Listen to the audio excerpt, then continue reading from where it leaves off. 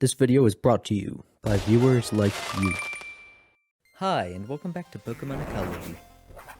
Today, we're looking at the aquatic life of Alola. An episode like this is something I wanted to do for a long while, so I'm glad to get it done. It's been fun to make, but this wouldn't be possible without the help of these people from the stream, and this person especially, Tristan. Their help in particular was massive. Anyway, before we begin, some blanket information. Alola has a lot of Pokemon that show up in the ocean, and rather than going through every single one's entries and anatomy, I'll be running through basic stuff now and anything else relevant later. First, there's a real-life effect called Deal Vertical Migration, where aquatic life moves from the bottom of the daylight zone during the day to the top of the water at night. We see some deep sea Pokemon showing up at beaches occasionally, and this best explains that, though sometimes I'll give other possibilities.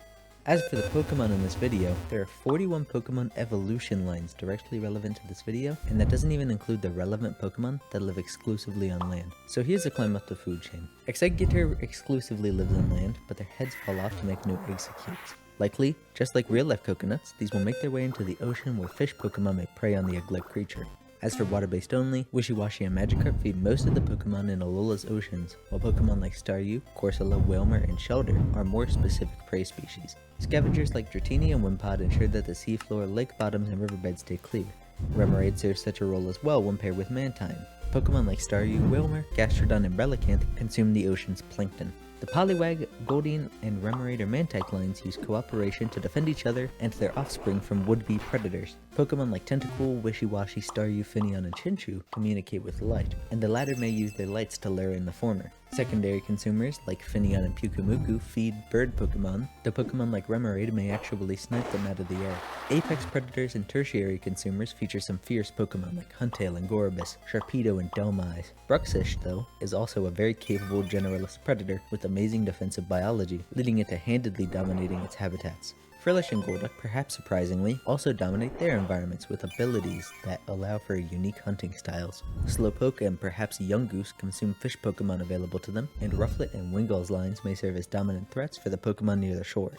Finally, without further ado, let's get into things. I'll be starting off with Route 15. Multiple small islands litter the area. Many different Pokemon live in the water here, and I'd suspect that the Gumshoos here may have adapted to a fish-based diet more than any other route. The rocks provide many shells for Clamperl to rest near the surface, which Slowpoke may fish up. Here as well, there are many predators. However, schools of Wishiwashi and Magikarp may be able to provide sufficient nutrition. The number of islands and crags here likely creates a very slow flow, calm area for Pokemon to reproduce and perhaps feed, leading to a very diverse habitat with many predator and prey species. Route 16 in Tapu Village would also likely provide resting spots for Slowpoke, Pelipper, and Yungoos, with Pokemon like Raticate and Yungoos preying on Pelipper eggs to keep their impact on the fish population in check. Moving on to Route 14, this area was once home to a shopping mall and what seems to be a lighthouse. This route seems to have the standard collection of Neritic Alolan Pokemon, with the interesting arrival of a Frillish. Lighthouses are often constructed at craggy or otherwise dangerous shores, so perhaps there's a geological anomaly providing some route to the surface from darker depths for the Frillish, who, by the way, may predate on anyone present aside from probably the Gyarados and surely the Bruxish, as Bruxish's skin is toughened against at least marine spikes, likely Frillish's. Route 13 is like many of Alola's aquatic habitats, except Tentacool and Finneon are absent. In their place is Bruxish, who feeds on seemingly the same prey populations of Magikarp and Wishiwashi. Not far off, we have Ula Ula Beach, a standard Alolan neritic zone. Pokemon like Wishiwashi make up the bottom of the food chain, Finneon is a secondary consumer, and Bruxish and Pelipper sitting atop. Whether Bruxish and Pelipper would actually hunt each other? I'm unsure. However, Bruxish's brilliant scales may perhaps act as flash coloration against the Pelipper, which is something a lot of animals actually have in real life, where basically they have a concealed bright spot, and when predators approach, they flash, and it almost stuns them, freezing them in place as they get away. Cottonmouths famously have this, leading to their name. Mile Garden. This environment is manufactured, but that doesn't exclude it from being researchable. Some or even most of these Pokemon could have come from the surrounding environs. The Pokemon here live in fresh water. What happens here, at a first glance, is likely a sort of the biggest rules situation, where Basculin and Araquanid hunt the vulnerable Surskit, Poliwag, and Goldeen, but back off where Poliwrath, Politoed, and Sea can come about. Politoed is said to rule over Poliwag and Poliwhirl, so they likely protect the nymphs from aquatic threats. Poliwrath live on land instead, interestingly, despite the nymphs living in water to avoid predators. This makes me wonder if Ariados and Araquanid are really threatening enough for the Pokemon to instead brave the waters versus Basculin. What's likely is Poliwag is unable to run on land sufficiently, but has some capacity to escape in the water, especially with that large tail. Regardless, Golduck is likely the apex predator in this water environment, swimming swiftly through the ponds to catching fish Pokemon. Up next, we have Brooklet Hill. another freshwater ecosystem of Alola seemingly fed from the nearby mountain.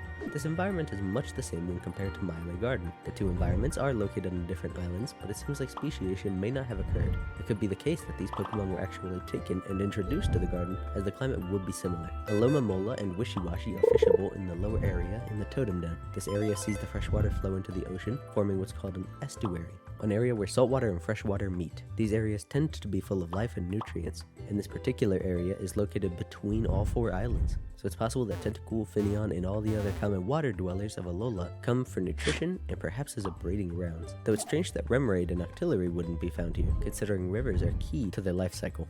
Hano Beach likely has slower waters. It's located between two islands and contains many shallow water Pokemon, except for Staryu. Sandygast and Staryu make their homes on the beaches here. While a Staryu would be found here reasonably by real-life standards, Staryu and Starmie, based on game locations, are deep-sea organisms. In real life, organisms in the ocean may oscillate between near surface and deep water based on day and night, but Staryu is here all the time. It's possible that they're only here at night and didn't want an awkward daytime encounter table. It also may be that Finneon and Tentacool are drawing them in with their lights, as they do use lights from their gem to communicate with one another. Finally, this may have a pretty deep drop-off nearby, meaning that they may have drifted up for food then drifted on land unintentionally.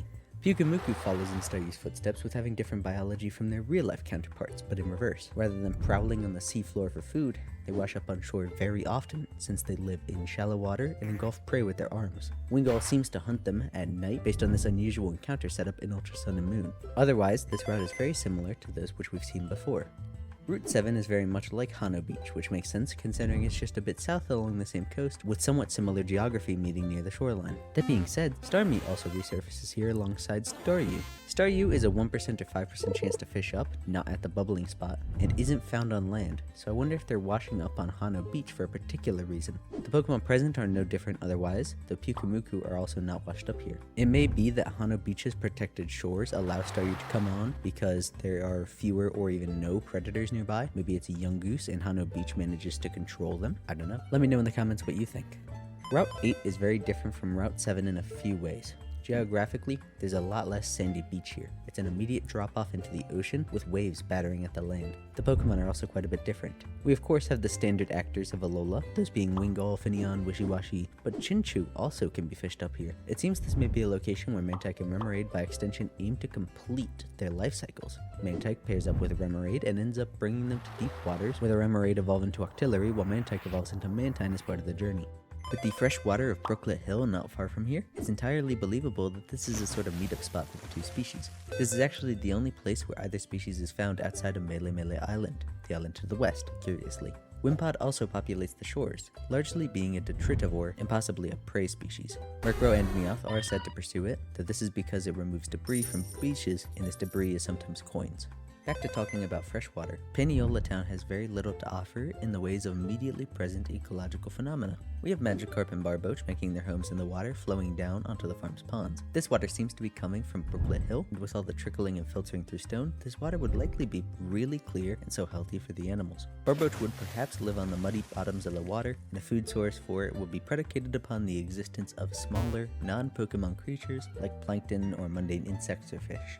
Interestingly, this area is actually farmland in real-life Hawaii. Akala Outskirts is a small route consisting of a bit of grass and a coastal cliff. Here, there's likely a pretty steep drop-off into the ocean, explaining the presence of Chinchou and Lantern, who likely prey on Wishiwashi. Sadly, there's not much else, though it's interesting that Chinchou is located on the other side of the island and nowhere else in Alola. Could there be an underground cave system running through the island? With Paniyola having water running through the ground, it's not impossible that some of it has actually carved out karst topography, which is basically underground rivers and streams running through the area, and maybe some of these open up into the ocean, allowing Chinchou to pass underneath the island.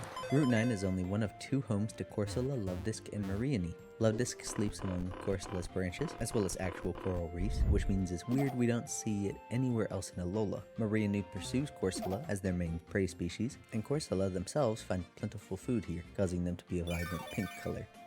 Howoli City is home to a standard Alolan array of aquatic Pokemon. Of course, Tentacool, Finneon, and Wingull. Mantike and Remoraid also advance their life stages here, but with the city nearby, it's interesting that we don't see fewer Pokemon, what with human disturbances like ships and pollution. Are these Pokemon well adapted to human coexistence? We do see the Tapus typically destroy towns that mess with the environment, so if Howoli City is still standing, maybe they are more in tune with nature. Maybe this popular place isn't as popular as our real-life beaches, and so human disturbances are kept minimal. Kala'e Bay is a craggy shoreline which protects some seemingly shallow water. Slowpoke likely fish for shelter here, while Wingull prefers the Magikarp or perhaps especially the schools of Wishy-Washy. Interestingly, Octillery occasionally comes here, so perhaps the water here is secretly very deep, though this could just be a breeding grounds for the Remoraids, as stated earlier. The water here does seem to flow from a stream, seemingly coming from a mountain spring, meaning that this will be prime for breeding and reproduction. Mele Sea is a neritic zone, likely housing a coral reef. As we're playing a video game, we are constrained by a number of elements. For example, the ocean has to be blocked off from the player, and I can't observe the tides. Ultimately, the coral reef and crags likely break up waves that would otherwise crash in this area. Part of the reason I assume this is that this is the only other place where Corsola appears. However, clam coral do tend to live in coral reefs, making their appearance here signify so even stronger. There are many fun interactions that happen here overall. For example, we have Mantike and Remoraid progressing their life stages here. Octillery even arrives, meaning this is likely an estuary, with water perhaps flowing from this cave. Mareanie, Corsola, and Luvdisc make their second and final appearance in all of Alola here. We do have Wishy-Washy, Finneon, Tentacool, and Magikarp being the usual suspects in the oceans of Alola. Wingull acts as a notable predator, swooping down to catch the many fish here. Rufflet's nests to the north on Route 3 may count them here as well, but that's up to you. Gorobus visit the day, and Huntail visit at night. Huntail has pretty uninteresting entries, and I say somehow because if you know me, you would know that I love Gorobus's entries. So here's the obligatory mini Gorobus episode. What a lot of people know about Gorobus is that it sticks its proboscis into its prey and drains them of fluids, but there's a lot more to it. It also uses it to eat seaweed between rocks. Interestingly, when it feeds, its body turns a much more vibrant pink. This also happens during springtime and when the water's temperature increases. Alola's Gorobuses are almost blindingly vivid. The question here is what causes the vivid coloration. Two major possibilities. The obvious one is that feeding does cause the vivid appearance, and the vividness from rising temperatures and their saturation in Alola is explained by the increased amount of prey for them to feed on. But less obviously, and more likely in my opinion, is that the increased brightness comes from a breeding signal. When feeding, when in warm water, and when the season is right, Gorobus becomes an increasingly bright pink as a sort of advertisement that they are ready to breed or prime for breeding, similar to deer antlers in real life showing off fitness. That all said, Gorobus likely acts as an apex predator here, pursuing any prey unable to escape them. Huntail finds a similar role but hunts much differently, instead using their glowing tail to attract the many glowing Pokemon present in the water. Goodness how ecologically rich Mele is.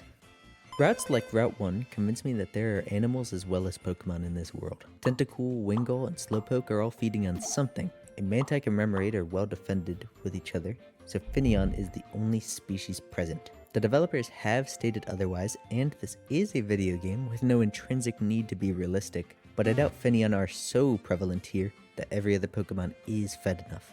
Perhaps this is a spawning grounds for them, or maybe this is a common movement or migration route, as it's located between the middle two islands of Alola. However, with Gastrodon's entry explicitly mentioning plankton, but no distinction of what kind, I'm able to believe that mundane animals do exist. There are humans after all, and Indian elephants are mentioned as late as Generation 7. This was changed to Copperajah in Legends Arceus, at least in Raichu's case, but Ghastly have a yet retconned Fire Red entry mentioning them. Seaward Cave appears to be a sort of nesting site. Smoochum and Happiny populate the land alongside Seal, who takes refuge in the cave's cold water. Delibird makes an appearance and enforces this theory, as Delibird delivers food to other nesting animals. It may also do so outside in Route 3, where Rufflet is found, and therefore probably nests. Whiscash may serve as an apex predator here, catching any lax seal or shifting the earth to trip the vulnerable Smoochum and Happiny into its pools. Sandy Cave also seems to be a nest but for Psyducks. The only threat to them are Zubats, but Golduck's psychic capabilities should keep them at bay. As stated in Seaward Cave's entry, The cliff of Route 3 is very popular for Pokemon to nest. Spearow, Howlucha, Bagon, Vullaby, and Rufflet can all be found here, all nymphs of flying type Pokemon. Delibird is present to give food to the nesting birds again, and Yungoos is here to eat vulnerable eggs and chicks, as I'd posited earlier. Ponybreaker Coast contains both an intertidal and an aeritic zone, interestingly. This beach experiences tides that deposit brackish water into these little pools. Despite this, most of the Pokemon here are deep water Pokemon. Maybe this is a stand-in for the deep sea. For example, I doubt Wailord would approach such rocky shores. There also appears to be some sort of ecologic apocalypse happening. Tentacruel, Wailmer, Pelipper, Lumineon, and Lapras are all prolific predators for populations of smaller fish Pokemon, while Sharpedo and Dragalge hunt the larger ones. The only winner is Wimpod, who will scrape the bottom of the water for remaining scraps afterwards. Pony Wilds also seems to be a deep sea stand-in, with many of the same Pokemon from Ponybreaker Coast, but far fewer predators. The land itself is just grasslands with a beach and an awkward drop into the ocean. Seafolk Village sits off the coast nearby, and activity there may stir up the local plankton, drawing plankton-eating ocean creatures closer to shore, mainly Wailmer and Gastrodon. Interestingly, the habitat lacks fishing or surfing in Ultra Sun and Moon. Ultra Sun and Moon do have Inkay though, very strange choice by the developers. Seafolk Village is a town made entirely of a large dock. Big ships stop here for whatever reason, and their presence quite notably disturbs the ocean life. Firstly, the movement of ships stirs plankton. While this isn't an immediate issue, it does draw in Wailmer and Wailord. The issue then is twofold. 1. It puts these species at increased risk of boat strikes and boat accidents. This Wailord-shaped boat may be an attempt to remedy or reduce such incidents. 2. This concentrates the populations to this dock and creates a sort of dependency on the movement of these ships to draw out sufficient food for them. These docks are also likely not distant from shipwrecks, as ships are moving closer to land to reach here and may hit the shore or rough crags off the coast, unless the dock was placed here to avoid such risks. The presence of Dhelmise says otherwise. The ghost of a seaweed that was presumably in balance with Wailord predation has now incorporated old anchors into its biology to become much more efficient, being able to actively swing the anchor out or patiently wait with it, hanging like a fishing hook. Shipwrecks as well as intact ships also share a third issue, pollution. This one shouldn't need explained. They give off pollutants alongside any garbage that makes it in the water, causing the many troubles to ocean life that our real-world animals experience. Mainly here, this is unclean water. I would imagine trash is an issue as well though. Regardless, this deep ocean environment is likely unhealthy right now. If we had a lot more habitats shown, we could try to suss out an indicator species, an animal that's a good sign of a healthy habitat. If it's absent, then something's unwell. Unfortunately, the games are pretty sparse about that sort of thing, so it would be total guesswork to identify it. Uniquely, Pony Gauntlet is a delta. Freshwater rivers run throughout the land and form an estuary here, a mixing of salt and freshwater. These sorts of areas are ecologically unique and delicate. Their rarity comes from the rivers contributing to make larger rivers until few waterways connect with the ocean, while their fragility comes from two conflicting ecosystems coexisting in almost the same location. Small temperature changes or chemical imbalances, even unusual tides caused by seismic activity or sufficiently large ships, can cause problems for these areas. It's a shame there's no Manatee Pokemon. This area here seems pretty friendly to them, though the shade is a little low. It's even opposite to the predator-infested waters south of the island. Golduck serves as an apex predator, but Dratini likely threatens it at later life stages, if it even sticks around. Pony Meadow seems to have a large number of pools from the mountain. In fact, this mountain seems to be the source of the island's waterways. The water likely deposits a great deal of sediment from the mountain. This would differentiate it greatly from Brooklet Hill, whose water sees much movement. Additionally, the land is rough and not very fertile. Few plants mean erosion is prevalent here, as roots aren't able to hold the soil together. Life here is expectantly not very diverse after the grasses near the area start. The lily pads do mean that there's some plant life, as the waters may bring minerals down for aquatic plants to intake. The cave to the west also provides shade for the aquatic Pokemon. Other than that, there's not much to mention here. In Vast Pony Canyon, the pond in this cave doesn't have any immediately visible source, so it seems to be an isolated ecosystem. The present core fish were likely released here by trainers. Ultra Sun's entry states as much. However, Dratini and Basculin had to arrive somehow. Likely, there are simply waterways we cannot see. Pony Meadow has a river that may flow this way, so it could be how water moves through this ecosystem. In terms of species interaction, Golduck is likely holding this environment together as a crucial keystone species, keeping the ever-growing Dratini and the ferocious Basculin and Corefish in check. Corphish as well apparently does well in Alola's ecosystems, so any of the Pokemon here keeping its populations low is saving Alola from a potential invasive species. That may not be the case though, as apple trees are non-native to America but don't take over, at least not yet. If we get another Alola game, I really hope there are way more Corphish as a reference to this. Based on the construction and bases of the housing in Ancient Pony Path, it seems this is an extra tidal zone, as in, the water does not reach here. Regardless, Pelipper and Gastrodon are present, with the former hunting fish species in the gentle wake, and the latter pursuing land organisms. Executor Island is a small island home to Alolan Executor, hence the name. Execute may drift to or from here, evolving here, and dropping off offspring that may then float to or from the mainland, spreading the population. Quite similar to coconuts in real life. Finally, Pony Plains. While it is a bit far, but not an unrealistic distance, the area is where many of the developed bird Pokemon from Route 3's nests show up. Perhaps the area between Melee Island and Pony Island is a great fish migration route. This is an area with Finneon, Mantike, and Remoraid, with the last one even having a special adaptation to defend or attack bird Pokemon. Maybe the bird Pokemon migrate to the dry cliffs of Route 3, where fewer predators are able to survive in the rougher environment, and the parents bring food from the Melee Pony channel to their offspring. And that was the Waters of Alola. Let me know what you all think in the comments, and a special shout out to all my patrons. Oops, I should have had this pulled up. Especially Malon Sale, Superbird, and Soupcan. Unfortunately, I've realized how hard it is to do these special shoutouts like Overanalyzing Avatar does, especially if I'm going for the Pokemon theme, so I will not be doing this in the future. If you want to cancel your subscription to that, I totally understand. But I will be asking the patrons if anyone wants to do the next comment reading, so please keep an eye out for that. You can subscribe for as much as $1 to get in on that. Also, do not forget to vote in the poll for the next episode. After all that, thank you so much, and have a great day.